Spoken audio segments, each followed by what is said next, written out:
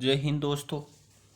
आज लेके आए हम विज्ञान के टॉप 100 क्वेश्चन जो हर एग्जाम में दिल्ली पुलिस हो, एसएससी का कोई भी एग्जाम हो, रेलवे का एग्जाम हो, आर्मी हो, सेना से संबंधित हो या कोई भी एग्जाम हो, स्टेट एग्जाम हो, नेशनल एग्जाम हो, तो उसमें ये क्वेश्चन हमेशा बार बार पूछे जाते हैं एवं ये आने की बहुत ज़्यादा संभावना होती है, यानी 90% संभावना होती है कि यही क्वेश्चन विज्ञान से आएंगे। तो विज्ञान के ऐसे 100% आपके लिए लेके आया हूँ। तो क्वेश्चन नंबर 1 अब शुरू हम करते हैं क्वेश्चन करने से पहले कि जीव विज्ञान के क्वेश्चन आते तो जीव विज्ञान कहते किसे।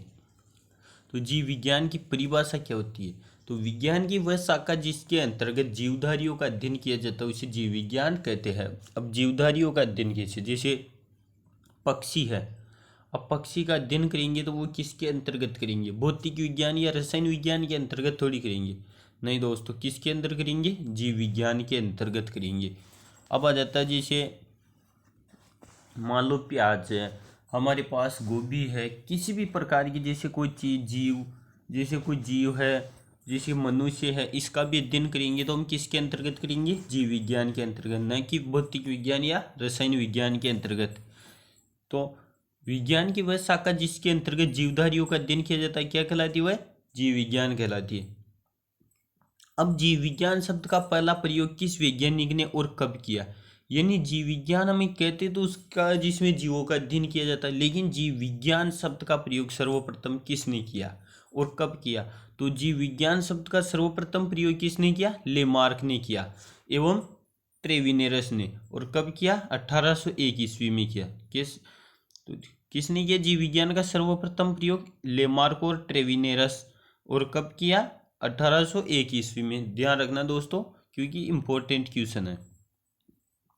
अब जीव विज्ञान शब्द, इसकी परिभाषा तो हमने जान ली कि जीव विज्ञान किसको कहते हैं, जैसे जिसमें जीवों का अध्ययन किया जाता है उसको जीव विज्ञान कहते हैं, लेकिन जीव विज्ञान का जनक किसको कहते हैं, जैसे फादर, जिसे हमारे भी एक पिता होते हैं, किसी भी चीज को जन्म देने वाले एक होते हैं जिन्हें क्या कहते हैं, फादर या पिता। तो जीव विज्ञान के फादर या पिता या जनक किसको कहते हैं, तो ये किसको कहते हैं, अरस्तु को। अब जीव विज्ञान की शाखा एपीकल्चर के अंतर्गत किसका अध्ययन किया जाता है।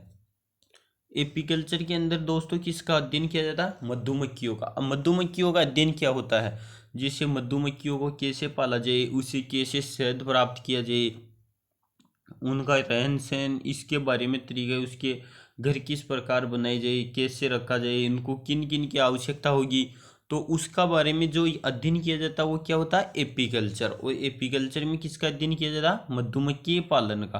अब क्वेश्चन विपरीत भी आ सकता है कि मधुमक्खी पालन क्या कहलाता है, तो इसका सही आंसर क्या हो जाएगा, एपीकल्चर। अब चलते आइए क्वेश्चन, प्रयोगशाला में सर्वप्रथम डीएनए का संश्लेषण किया, यानी प्रयोगशाला में सर्वप्रथम डीएनए का संश्लेषण किसने किया, हरगोविंद खुराना ने, ये एक भारतीय वैज्ञानिक थे। किस शैवाल में से आयोडीन प्राप्त होता है, यानी किस शैवाल से आयोडीन, आयोडीन किसको कहते हैं दोस्तों, नमक, किसको कहते हैं, नमक को आयोडीन। आयोडीन किस शैवाल से आयोडीन प्राप्त होता है, तो ये हो जाएगा लेमोनेरिया। किस शैवाल से, लेमोनेरिया। महत्वपूर्ण क्वेश्चन है दोस्तों, स्टार लगा लेना। चेचक के टीके का आविष्कार किसने किया। अब चेचक के टीके का आविष्कार किसने किया, तो इसका सही आंसर हो जाएगा क्या, एडवर्ड जेनर ने चेचक के टीके का। अब एडवर्ड जेनर ने किसका आविष्कार किया, तो किसका जाएगा, चेचक के टीके का। एवं क्वेश्चन ऐसे आ जाए, चेचक के टीके का आविष्कार किसने किया, तो एडवर्ड जेनर। 1 किलो शहद में कितनी ऊर्जा होती है। अब 1 किलो शहद में कितनी ऊर्जा होती है, तो इसमें कितनी हो जाएगी, 3500 कैलोरी। एवं इंसान को एक दिन में या स्वस्थ मनुष्य को एक दिन में कितनी कैलोरी चाहिए, 2100 से 2500 कैलोरी तक चाहिए एक स्वस्थ मनुष्य को। एवं 1 किलो शहद से कितनी कैलोरी प्राप्त हो रही है, 3500 कैलोरी। सबसे बड़ा सर्प कौन सा है। अब आ जाता है कि सांप होते हैं, सांपों में सबसे बड़ा सांप कौन सा है, तो ये हो जाएगा कौन सा, अजगर सांप। सबसे अधिक उम्र तक जीवित रहने वाले कशेरुकी कौन सा है, तो दोस्तों कशेरुकी पहले तो ये आपको ये समझना है कि कशेरुकी कहते किसे है। कैसे रुकी। दोस्तों आपने अपने पीठ के पीछे हाथ लगाया कभी? जो ये रीढ़ की हड्डी होती है ना, उसको क्या कहते हैं? मेरुदंड या कशेरुकी। तो कशेरुकी जिसमें रीढ़ की हड्डी होती है उसे क्या कहते हैं? कशेरुकी। और जिसमें रीढ़ की हड्डी नहीं होती उसको क्या कहते हैं? अकशेरुकी। तो सबसे अधिक उम्र तक जीवित रहने वाला कशेरुकी कौन सा है, यानी जिसमें रीढ़ की हड्डी होती है, वो कौन सा है? तो इसका सही आंसर क्या हो जाएगा? कछुआ। अरस्तु के द्वारा समस्त जीवों को कितने समूह में विभाजित किया गया, यानी जीवों को कितने समूह में अरस्तु के द्वारा? तो अरस्तु ने कितने में? 2 समूह में वर्गीकृत किया। कौन से? जंतु समूह एवं वनस्पति समूह। जीव विज्ञान के आधुनिक वर्गीकरण का पिता किसे कहा जाता? अब जीव विज्ञान का पिता किसे कहते हैं? अरस्तु को। लेकिन जीव विज्ञान के आधुनिक वर्गीकरण का पिता किसे कहते हैं? तो इसका सही आंसर क्या हो जाएगा? Carolus Linnaeus. किसको कहेंगे? केरोलस लीनियस को। मनुष्य का वैज्ञानिक नाम।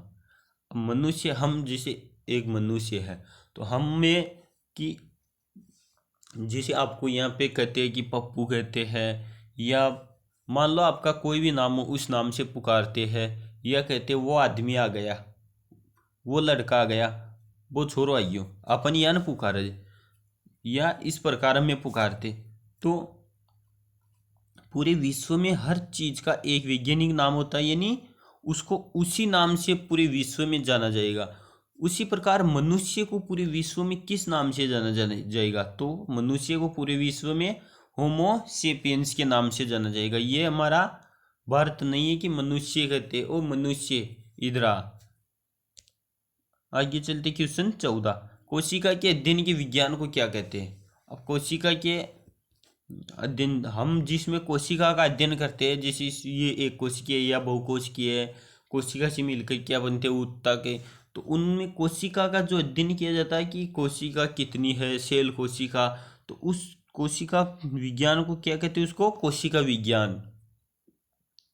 कोशिका के अध्ययन को क्या कहते हैं? कोशिका विज्ञान। फल का निर्माण कहाँ होता है? अब हम जो फल खाते हैं उसका निर्माण कहाँ होता है? तो ये कहाँ हो जाएगा? अंडाशय में। पत्ती का मुख्य कार्य क्या होता है?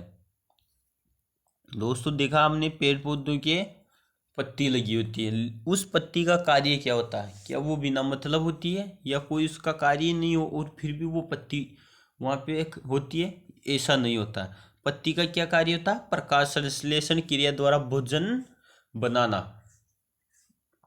अब मिट्टी से जड़ों का क्या कार्य होता है? मिट्टी से जल एवं खनिज का अवशोषण करना। तना, जो वो पेड़ी होती है उसका क्या कार्य होता है? तना का, ये जड़ें हो गई। अब तना का क्या कार्य होगा? तना का कार्य होगा जल एवं, जो जड़ें जल एवं खनिज पदार्थ का अवशोषण करती है उनको क्या तक? टहनियों तक पहुंचाना।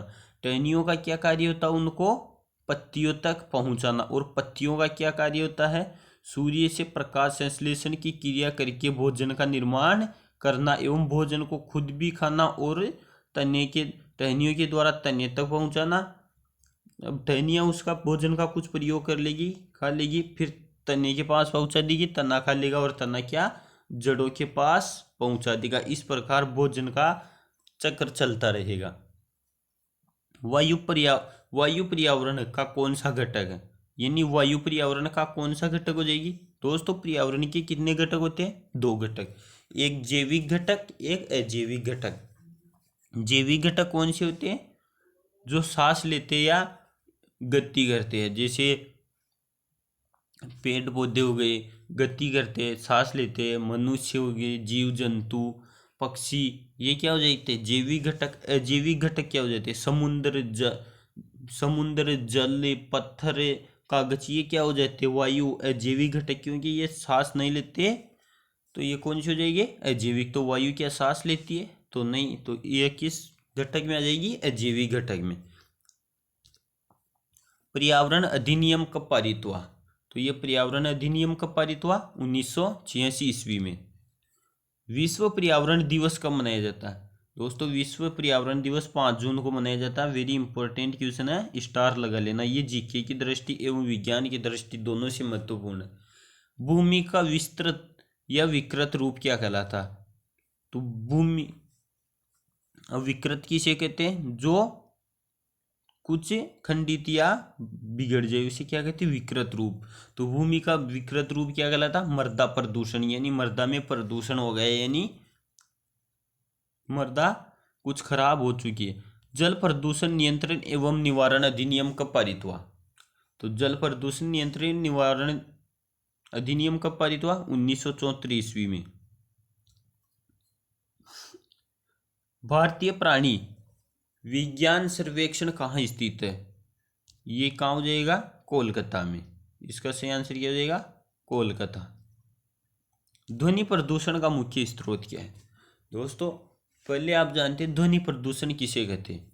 जैसे हम कारखानों के पास स्थित है, हमारा मकान रेलवे स्टेशन के पास है, ट्रेन आती है, बहुत ऊंची जोर से हॉर्न देती है, तो वो उनके लोगों को क्या हो जाता, उसकी आदत सी लग जाती है, उनकी सुनाई यानी सुनने की क्षमता कम हो जाती है। वो जो शोर शराबा होता है उसे क्या कहते हैं? ध्वनि प्रदूषण। तो ये ध्वनि प्रदूषण का मुख्य स्रोत क्या है? ऊंची आवाज या शोर।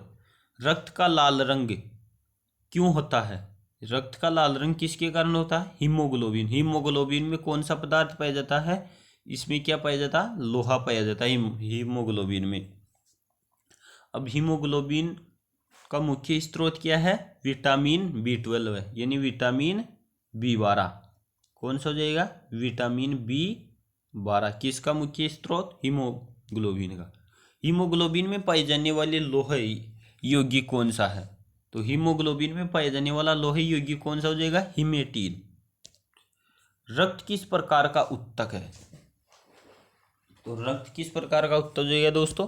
तरल संयोजी उत्तक। तरल का मतलब बहने वाला। रक्त कभी आपने देखा है हमारे सुई चुभाते हैं डॉक्टर, तो उसमें से रक्त आता, तो क्या रक्त क्या गड्ढा होता है? नहीं, वो क्या होता है? तरल होता। और कौन सा? संयोजी उत्तक होता है। तो रक्त कौन सा हो जाएगा? तरल संयोजी उत्तक। अब रक्त तरल संयोजी उत्तक तो है, लेकिन इसका पीएच मान कितना होता है? दोस्तों पीएच मान का मतलब होता है, पीएच सारणी कितनी होती है? 0 से लेकर 14 तक। अगर 7 से नीचे हो तो वो क्या हो जाएगा? अम्लीय। अगर 7 से इधर हो तो वो क्या हो जाता है? क्षारीय हो जाता है। अब रक्त का मान कितना है? 7.4। तो 7.4 कहाँ आएगा? अब बताओ ये अम्लीय होगा या क्षारीय होगा? तो अगर इधर होता मान तो क्या होता? 0 से 7 तक तो अम्लीय होता, लेकिन ये 0 से 14 की तरफ, 7 से 14 की तरफ है, तो ये क्या हो जाएगा? थोड़ा क्षारीय हो जाएगा। तो रक्त क्या हो जाएगा? थोड़ा क्षारीय। अब क्षारीय के क्या गुण होते हैं? स्वाद में कड़वे होते हैं। तो रक्त का स्वाद कैसा होगा? थोड़ा कड़वा। रक्त बिंबाणु की मृत्यु कहाँ पर होती है? तो रक्त बिंबाणु की मृत्यु कहाँ हो जाएगी? प्लीहा में। प्लीहा को रक्त का कब्रिस्तान भी कहा जाता है। रक्त बिंबाणु का मुख्य कार्य क्या होता है? तो रक्त बिंबाणु का मुख्य कार्य क्या हो जाएगा? रक्त का थक्का बनाने में मदद करना। अब रक्त का थक्का किस प्रकार बनता है? आप जानते कि किसी किसी की किसी कारण चोट लग जाती है, चोट लग जाती है तो उसके खून बहना शुरू हो जाता है, और वो खून किसी किसी के रुकता नहीं है, लगातार चलता रहता। इसका क्या कारण था? क्योंकि रक्त का थक्का नहीं बन रहा, लेकिन किसी के थोड़ी देर बाद में, 5 मिनट बाद में, 1 मिनट बाद में, या कुछ सेकंड बाद में रुक जाता है। उसका क्या कारण होता है? कि रक्त का थक्का उसका जम चुका है। अब ये रक्त का थक्का जमाने में कौन सा विटामिन का ये करता है? तो विटामिन के। रक्त का थक्का कौन सा विटामिन जमाता है? विटामिन के। कौन सा? विटामिन के।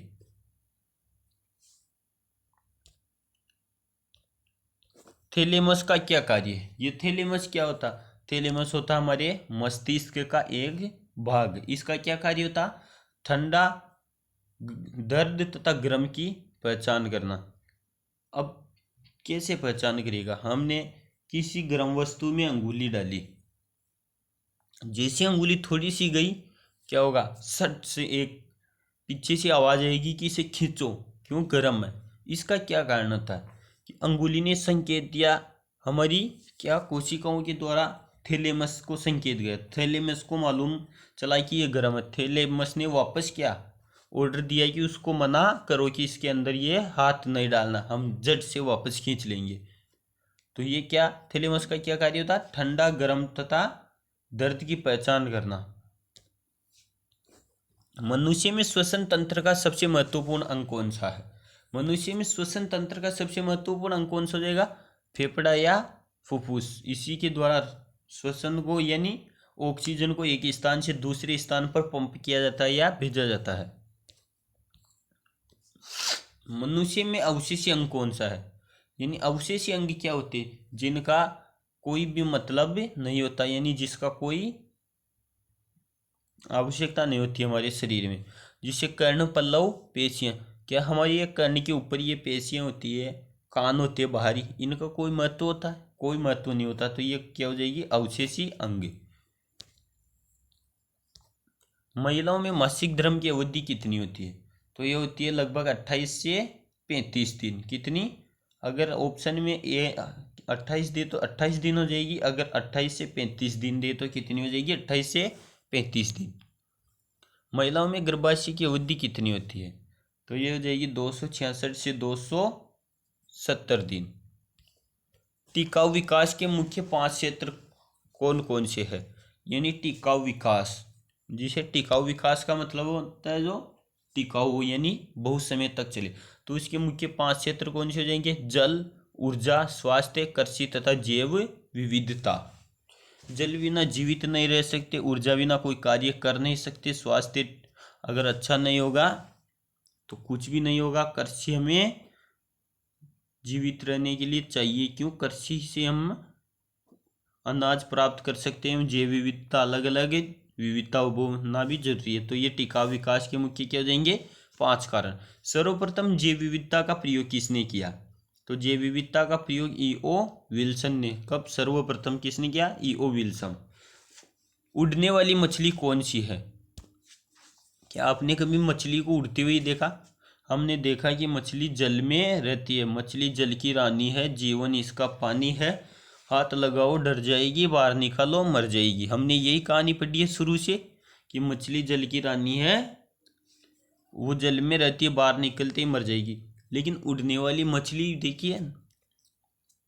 देखी नहीं, लेकिन आज सुन लो। इक्सोइट्स कौन सी मछली होती है? उड़ने वाली मछली होती है। कौन सी? इक्सोइट्स। क्षय रोग से कौन सा अंग प्रभावित होता है? क्षय रोग से कौन सा अंग प्रभावित होता है? तो ये कौन सा हो जाएगा? फेफड़ा। क्षय रोग का लक्षण क्या है? अब क्षय रोग से फेफड़ा प्रभावित होता है, उसका लक्षण क्या है? हमें कैसे पता पड़ेगा कि हमें क्षय रोग हो गया, या इस व्यक्ति को क्षय रोग हो गया, या डॉक्टर को किस प्रकार पता पड़ेगा कि क्षय रोग हो गया? तो इसके लक्षण क्या होते हैं? बार बार खांसी के साथ कफ, यानी बार बार खांसी आती है और खांसी के साथ क्या था? कफ बाहर निकलता है एवं रक्त निकलना। उस कफ में क्या होगा? रक्त भी निकलेगा कुछ कुछ। हैजा रोग के, अब आप ऐसे मत सोच लेना रक्त बाल्टी भर के निकलेगा, नहीं दोस्तों, ऐसा नहीं होगा। कुछ थोड़ा बहुत यानी लाल सा रक्त निकलेगा। हैजा रोग से कौन सा अंग प्रभावित होता है? तो हैजा रोग से कौन सा? आंत। ठीक है जी, बोरे आंत मलाई रे आंतड़ियम। मटर में कितने गुणसूत्र पाए जाते हैं? तो मटर में कितने गुणसूत्र हो जाएंगे? 14 गुणसूत्र हो जाएंगे। मनुष्य में लगभग कितने अवशेषी अंग पाए जाते हैं? अब क्या दोस्तों आपने सोचा कि मनुष्य में 100 अवशेषी अंग पाए जाते हैं जिनका कोई महत्व नहीं होता है? नहीं, हमने कभी नहीं सोचा होगा। तो मनुष्य में 100 अवशेषी अंग पाए जाते हैं, जैसे कर्णपल्लियां हैं। हमारे पीछे देखो, यहाँ बंदर की तरह पूंछ के स्थान पे देखो, हमें कुछ पूंछ सी नजर आएगी, तो वो भी क्या है? एक अवशेषी अंग है, उसका कुछ कार्य नहीं। इसी प्रकार हमारे शरीर में 100 अवशेषी अंग पाए जाते हैं, शरीर के अंदर पाए जाते हैं, पेट के अंदर भी अवशेषी अंग पाए जाते हैं। रेजिन किस प्रकार के पौधे से निकलता है? तो ये किस प्रकार के? शंकु के पौधे से क्या रेजिन प्राप्त किया जाता है। सेब का खाने योग्य भाग कौन सा है? तो कौन सा भाग खाते हैं? क्या दोस्तों हम सेब का ऊपर का भाग खाते हैं? नहीं, सेब का कौन सा भाग होता है? पुष्पासन खाया जाता है। हैजा रोग का लक्षण क्या है? हैजा रोग, अब है में हैजा हो गया, कहते नहीं है अरे पानी पी लेनी हैजा आ जा लो। क्या? पानी पी ले वरना हैजा आ जाएगा, ये कहते उसको हैजा हो गया। तो इसके लक्षण क्या है? लगातार डीएसटी और उल्टियाँ, यानी लगातार उल्टियाँ होगी और क्या होगी? डीएसटी यानी दस्त, दस्त और उल्टियाँ होगी। तो वो किसके लक्षण है? हैजा के लक्षण है। पोषण पदार्थ किसे कहते हैं, यानी पोषण पदार्थ किसे कहते हैं? वे पदार्थ जो जीवों में विभिन्न प्रकार के जैविक कार्यों के संचालन एवं संपादन के लिए आवश्यक होता है उसे पोषण पदार्थ कहते हैं। यानी जैविक कार्यों के संचालन एवं संपादन के लिए आवश्यक होते हैं उसे क्या कहते हैं? पोषण पदार्थ। अब क्या भोजन एक पोषण पदार्थ के अंतर्गत आता है? हाँ, क्योंकि अगर हम भोजन नहीं करेंगे तो क्या हम कुछ कार्य कर सकेंगे? नहीं, तो वो भी क्या हो जाएगा? पोषण पदार्थ।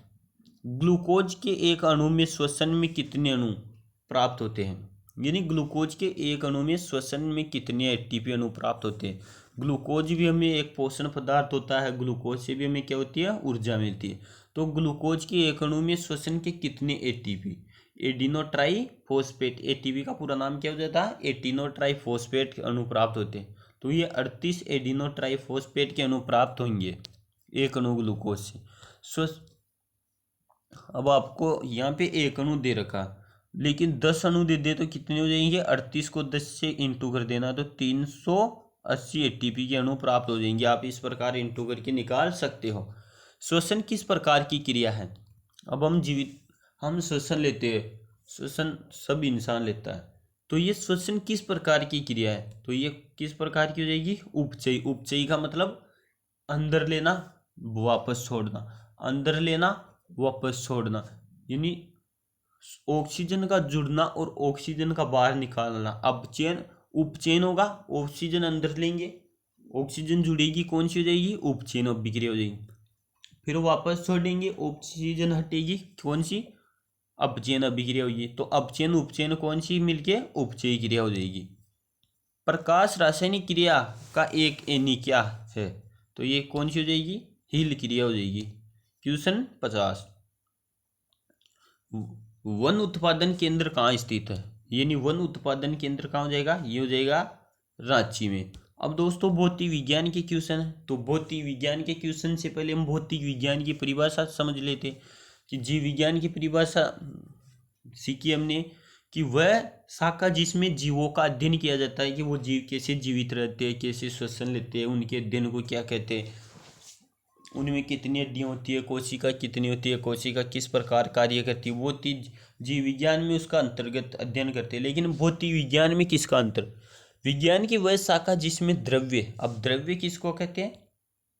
जिसका कुछ निश्चित आकार, आयतन आदि हो, उसे क्या कहते हैं? द्रव्य। जैसे ठोस, द्रव, गैस, प्लाज्मा और बोस आइंस्टीन कंडेंसेट, ये द्रव्य की कितनी 5 अवस्थाएं होती है महत्वपूर्ण। अब द्रव्य, पत्थर एक तरह द्रव्य है, पानी एक द्रव्य है, द्रव्य में ठोस, द्रव, गैस सभी आ जाते हैं। तो द्रव्य तथा ऊर्जा और उसकी परस्पर क्रियाओं का अध्ययन किया जाता है, उसे क्या कहते हैं? भौतिक विज्ञान। द्रव्य यानी किसी भी पदार्थ का अध्ययन एवं ऊर्जा की परस्पर क्रिया होती है, उनसे क्या होता है? जैसे परमाणु बम एवं धातु, इनका अध्ययन क्या होता है?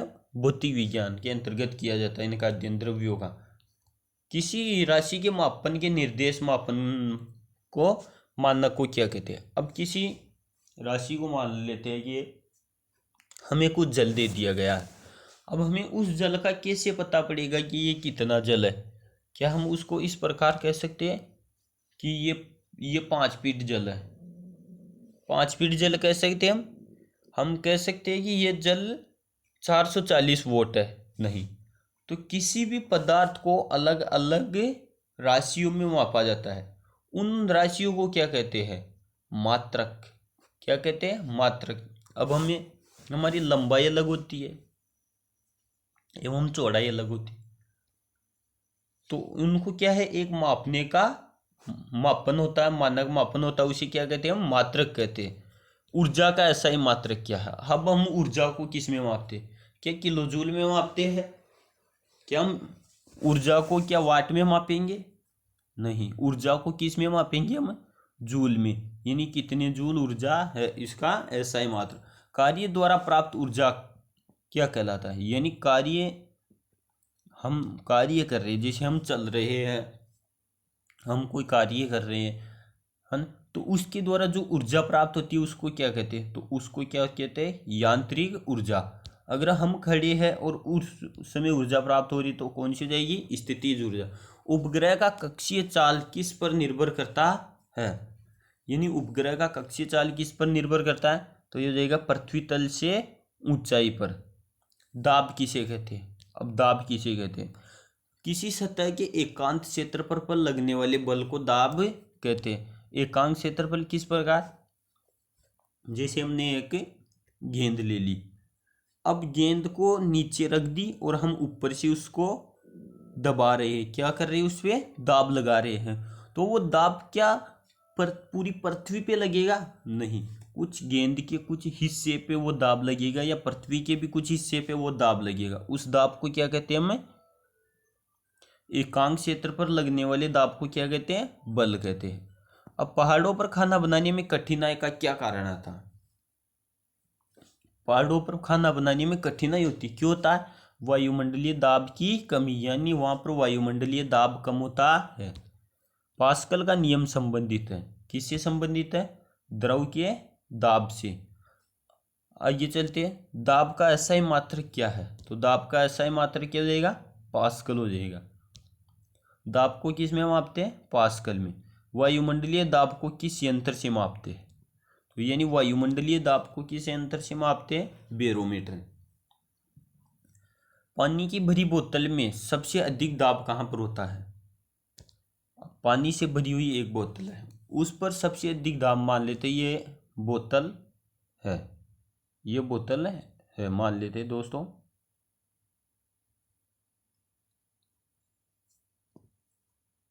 ये बोतल, अब ये भरी हुई है फुल, तो यहाँ सबसे अधिक दाब किस जगह पर होगा, यहाँ पर होगा, यहाँ पर होगा या यहाँ पर होगा, ऊपर होगा, बीच में होगा या नीचे, तो यहाँ सबसे अधिक दाब कहाँ पर होगा, यहाँ पर, क्योंकि इतने पूरे यहाँ से यहाँ तक जल का पूरा दबाव कहाँ पे है, ये पूरा जल दाब कहाँ पे डाल रहा है, नीचे, तो सबसे ज्यादा दाब कहाँ पर होगा, पेंदी पर।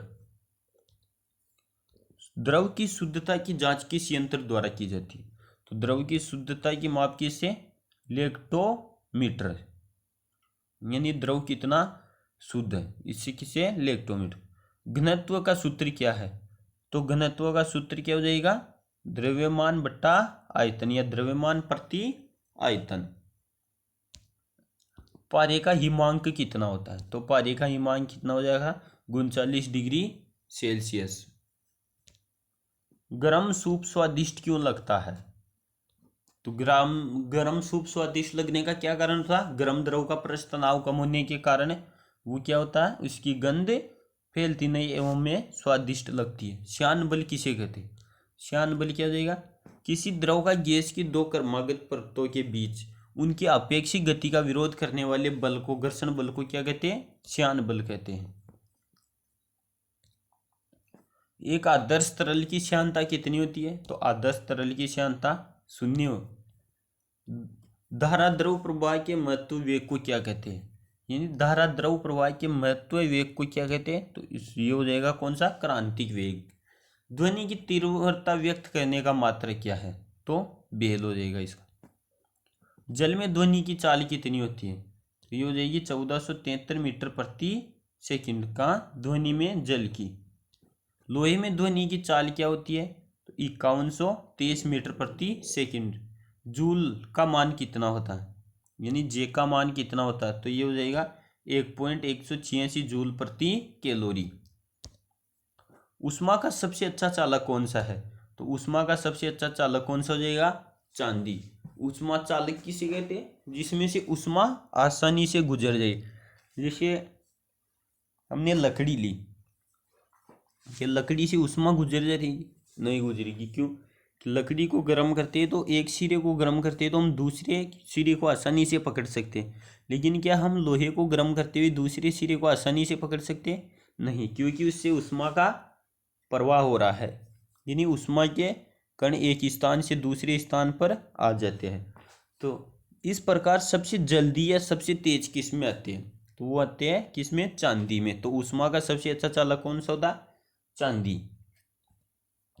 उष्माधारिता का मात्रक क्या है, तो उष्माधारिता का मात्रक हो जाएगा जूल प्रति केल्विन। पूर्णतः कृष्ण पिंड की अवशोषकता कितनी होती है, तो ये हो जाएगी 1। प्रकाश क्या है, तो प्रकाश क्या हो जाएगी, एक ऊर्जा हो जाएगी, प्रकाश क्या हो जाएगी, एक ऊर्जा। प्रकाश किस प्रकार का रंग है, यानी यानी प्रकाश किस प्रकार की तरंग है। यहाँ पे तरंग लिख लेना। प्रकाश किस प्रकार की, तो अनुप्रस्थ तरंग। अनुप्रस्थ तरंग का मतलब जो खड़ी तरंग होती है उसे क्या कहते हैं, अनुप्रस्थ।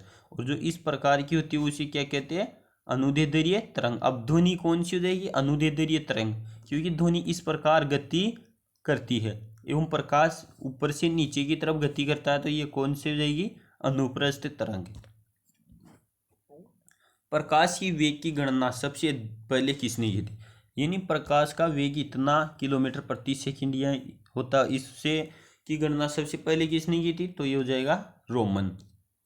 प्रकाश की तरंगदैर्ध्य का प्रास कितना होता है, तो ये हो जाएगा 3900 एंगस्ट्रोम से 7800 एंगस्ट्रोम।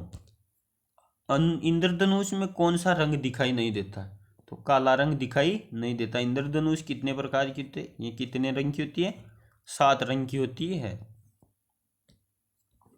दूरबीन का आविष्कार किसने किया था, तो दूरबीन का आविष्कार गैलीलियो गैलीली ने सर्वप्रथम किया था।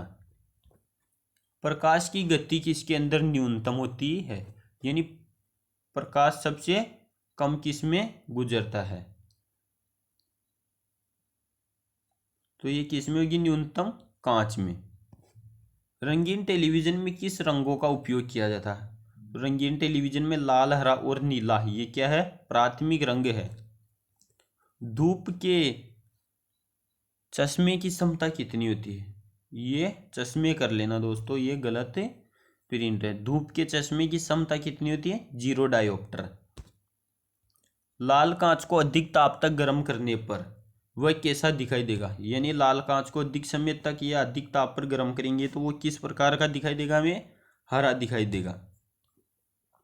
चुंबक लोहे पर अपनी ओर आकर्षित करती है, इस गुण को क्या कहते हैं, यानी हम चुंबक लेके इस यानी मिट्टी में उस चुंबक को फेरते तो वो क्या होता है, उस पर छोटे छोटे कण लग जाते हैं, वो कण किसके होते हैं, लोहे के, क्योंकि चुंबक लोहे को अपनी ओर आकर्षित करती है। इस गुण को क्या कहते हैं, इसको कहते हैं चुंबकत्व। चुंबकत्व का क्या कारण है, यानी चुंबकत्व का क्या कारण है, यानी चुंबक लोहे को अपनी ओर खींचती है, इसका क्या कारण है, तो ये हो जाएगा आवेशों की गति। चुंबकीय क्षेत्र का मात्रक क्या होता है, तो इसका मात्रक हो जाएगा गॉस। मंदाकिनी का निर्माण किससे होता है, मंदाकिनी क्या है, तारों की एक हमारी एक आकाश गंगा है। क्या है, मंदाकिनी हमारी एक आकाश गंगा है जिसमें बहुत से तारे होते हैं। उसका निर्माण किससे होता है, 98% भाग तारों से तथा शेष 2% गैसों या धूल से। मंदाकिनी का निर्माण 1 इंच में कितने सेंटीमीटर होते हैं, तो 1 इंच में 2.74 सेंटीमीटर होते हैं। कितने होते हैं 1 इंच में, 2.74 सेंटीमीटर, 2.54 सेंटीमीटर सॉरी। गामा किरणों की खोज किसने की, तो गामा किरणों की खोज किसने की, हेनरी बेकुरल ने। चीनी का घुलना कौन सा परिवर्तन है, तो चीनी का घुलना कौन सा परिवर्तन हो जाएगा दोस्तों, रासायनिक परिवर्तन हो जाएगा, या भौतिक परिवर्तन भी कह सकते हैं हम, क्योंकि चीनी का घुलना अब ये किस में दे रखा नहीं है भाई, किस में घुलना चीनी का। अगर चीनी का घुलना तो भौतिक परिवर्तन हो जाएगा, अगर चीनी घुल जाती है तो उसे वापस चीनी बन सकती है। तो इसमें कोयले का जमना कौन सा परिवर्तित है, तो कोयले का जलना है ये दोस्तों, जमना की जगह जलना कर लेना, तो ये कौन सा हो जाएगा, रासायनिक परिवर्तन हो जाएगा। बर्फ का पिघलना कौन सा परिवर्तन है, तो बर्फ का पिघलना भौतिक परिवर्तन है। बर्फ पिघल जाती है, वापस ठंड पड़ती है, वापस वो जम जाती है। प्रकृति में जल कितनी अवस्थाओं में पाया जाता है, तो जल कितनी, तीनों अवस्थाओं में पाया जाता है। ठोस, द्रव, गैस। गैस में किस प्रकार, जलवाष्प क्या होता है, जल ही होता है, लेकिन द्रव अवस्था में पाया जाता है। द्रव अवस्था, गैस अवस्था में जलवाष्प, अब द्रव अवस्था में जल स्वयं होता है, और ठोस अवस्था में बर्फ। अश्रु गैस का क्या नाम है, तो अश्रु गैस या आंसू गैस किसको कहते हैं, हाइड्रोजन सल्फाइड को। खाना पचाने में किस अम्ल का उपयोग किया जाता है, तो खाना पचाने में हाइड्रोक्लोरिक अम्ल का उपयोग किया जाता है, HCl। पीएच मूल्यांक क्या दर्शाता है, किसी घोल का अम्लीय या क्षारीय होना, यानी ये कितना अम्लीय या कितना क्षारीय है। अब नींबू का कैसे पता पड़ेगा हमें ये अम्लीय या क्षारीय है, स्वाद एवं पीएच मूल्यांक से। बारूद बनाने में किस लवण का उपयोग किया जाता है? किस लवण का? तो बारूद बनाने में पोटेशियम नाइट्रेट। विलयन किसे कहते हैं? विलयन किसे कहते हैं? दो या दो से अधिक पदार्थों का समान मिश्रण को विलयन कहते हैं। अब विलयन किसको कहते हैं? यानी दो या दो से अधिक पदार्थों का मिलना क्या कहलाता? विलयन। जैसे जल में हम नमक डाल के उसको हिला देते हैं, वो मिल जाता, उसमें नमक के दिखाई नहीं देता, वो तो वो क्या होता है? विलयन होता है।